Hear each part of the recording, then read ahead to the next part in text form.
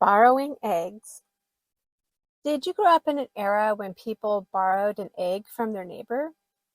There was a time when we lived in neighborhoods and we knew our neighbors. Today we're a society of people who know little about each other. Up to 1 in 6 people report not knowing any of their neighbors' names. But who cares? Well, you should care. Neighbors can be a great source of social interaction. Neighbors can also be weird, and you should know that as well. Don't be that person on the news saying he kept to himself. What drives isolation? We get social credibility differently than we used to. In times past, we hoped the people next door liked us and that we liked them, that our kids would play together, and that if we needed a little help, they would show up with shovels for our snowy pathway. In return, we would welcome them in on a wintry day when their heater went out. And don't get me wrong, I'm not lamenting how things used to be when I was a young woman. Things are much better now. But we have challenges we should face and conquer. Isolation is one challenge we would all be better off without. We spend our time worrying about what others think of us. Meanwhile, they are worried about what we think of them.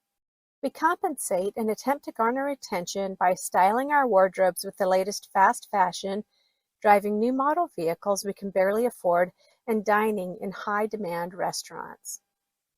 When I began my post, I mentioned borrowing an egg from a neighbor for a reason. Do you know your neighbors? If you're short an egg for the cake you're baking, would you feel comfortable running next door and asking to borrow an egg? Are you getting a social lift from your new handbag or your brilliant conversational abilities? More and more, I consider how I invest my money, my time, and my effort. I want to invest rather than spend. Am I buying something I don't need? Would that money do more for me if I invested it and increased my wealth? How about time? Am I spending time watching reruns of Friends, or am I investing my time learning something unique that will increase my social value and mental acuity, or help me perform my job better?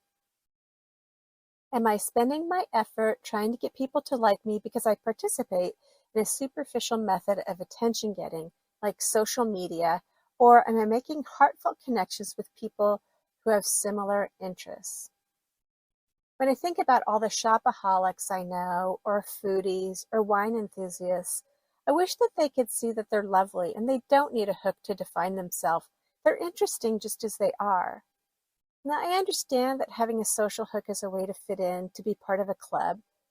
To me, the club of conspicuous consumption is misguided. It's a layer of disguise to hide who you are in your heart.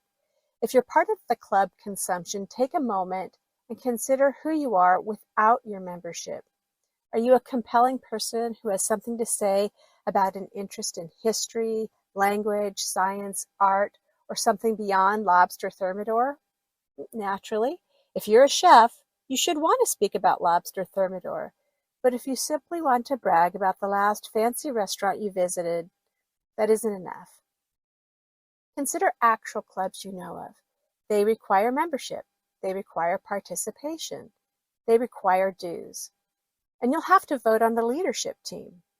Foodies, shopaholics, and wine connoisseurs don't have any of those qualifiers.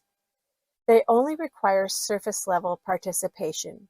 They require a social media account to post their new handbag, their beautifully presented meal, or their glass of Puyi Fusé with a scenic vineyard in the background.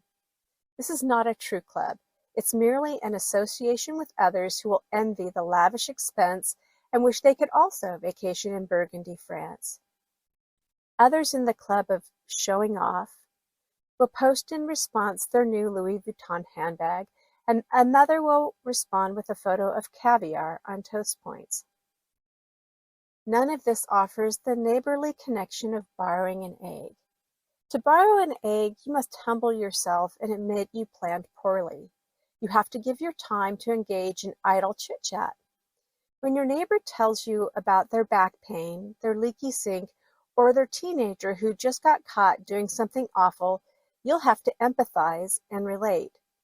Engaging in empathy and relating to your neighbor's challenges is the price of an egg. You'll be a better person for having had the conversation. You'll know that you've given another person the gift of time. You've invested in a relationship. You'll be part of club humanity. It's essential to understand the value of club humanity. When things go bad, having a neighbor will be the difference between being okay and not being okay. When I was a young mother, I lived in a pretty sketchy neighborhood, but I knew most of my neighbors. One evening, the woman who lived across the street was shot and killed by her estranged husband, who was recently released from jail, where he was serving time for raping her. By the time the police came to escort me, my two kids, and my husband out of the area, it was late in the evening. A neighbor invited us to hang out at his house. He offered us a place to sleep while the police worked out the situation. It was a kindness I'll not forget, to have safety in a scary situation with my 2-year-old daughter and my breastfeeding infant. Relationships with others that rely on your sense of style, or the car you drive, or your taste in fancy wine won't provide a couch to sleep on when the neighborhood is on fire. They're not investments of effort. After all, the barriers to entry are low. You don't have to be clever. You only have to be willing to part with your hard-earned dollars to gain acceptance. In order to maintain your status, you must be dedicated to constantly providing fuel for the other club members to consume. Imagine spending effort learning something really amazing and teaching that something to another person with a similar interest. Perhaps you love stained glass or crochet, or you participate in a book club, or you're part of a social group that rehabilitates creek beds. When you run into a person you haven't seen in a while and they ask, "What have you been up to?" you'll be able to regale them with tales of your adventures versus letting them know you went to the mall. You'll be interesting in fact instead of mildly annoying with your braggadocio. Can you do both? Sure, but I submit that you'll never get out of a shopping spree what you'll get out of a deeply felt social interaction. The more you engage, the less likely you'll be to find shopping, food addiction, or swell, hard-to-pronounce wines intriguing. I have 3 books that might be helpful. Your Future Self, a Time Traveler's Manifestation Workbook for Intentional Well-Being, which offers a companion podcast or a YouTube channel. Never Worry About Money Again. Gain financial freedom by becoming better at managing the money you have. And my most recent book, Your Golden Ticket Years. Find your passion on a post-career entrepreneurial ride. All of the books are available on Amazon, and I'll link them in the show notes.